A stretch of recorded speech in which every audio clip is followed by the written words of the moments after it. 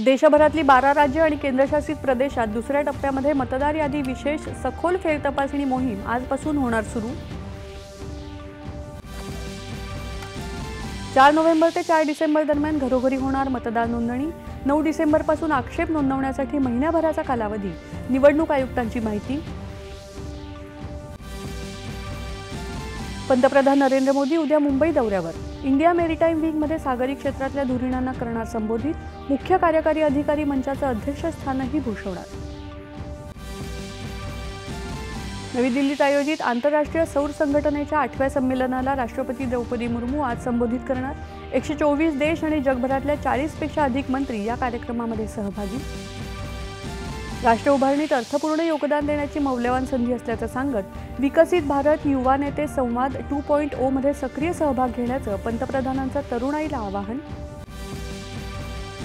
परराष्ट्र व्यवहार मंत्री डॉक्टर एस जयशंकर यांनी ऑस्ट्रेलिया आणि न्यूझीलंडच्या पंतप्रधानांसह केली द्विपक्षीय चर्चा, तर जपान, मलेशिया, ब्राझील आणि ब्रुनेईच्या परराष्ट्र मंत्र्यांचीही घेतली भेट।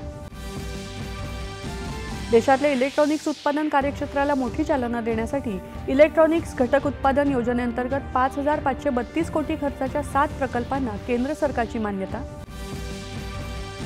महाराष्ट्रासह 4 राज्यांसाठी 15,000 कोटींची विक्रमी खरेदी योजनेची केंद्रीय कृषी मंत्र्यांची घोषणा। सोयाबीन, मूग, उडीद आणि तुरीच्या खरेदीला मंजुरी, शेतकऱ्यांना थेट लाभ।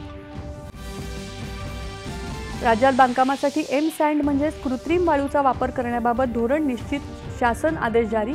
एम सँड युनिट मंजुरीसाठी असलेले शासनाचे अधिकार आता जिल्हाधिकाऱ्यांना बहाल। 23 वर्षांखालील जागतिक अजिंक्यपद कुस्ती स्पर्धेत उझबेकिस्तानच्या प्रतिस्पर्ध्यावर निर्विवाद विजय मिळवत भारताच्या सुजित कालकलची सुवर्णपदकाची कमाई। मालवणी भाषेला मराठी रंगभूमीवर वेगळी ओळख देऊन साता समुद्रापार पोहोचवणारे ज्येष्ठ नाटककार गंगाराम गवाणकर यांचं मुंबईमध्ये निधन।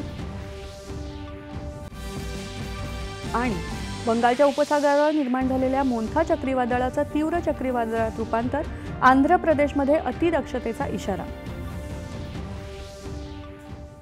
याबरोबरच हे बातमीपत्र संपलं। तेव्हा पुन्हा भेटूया दुपारी 1 वाजता पुढील बातमीपत्रात आपल्या सह्याद्री वाहिनी।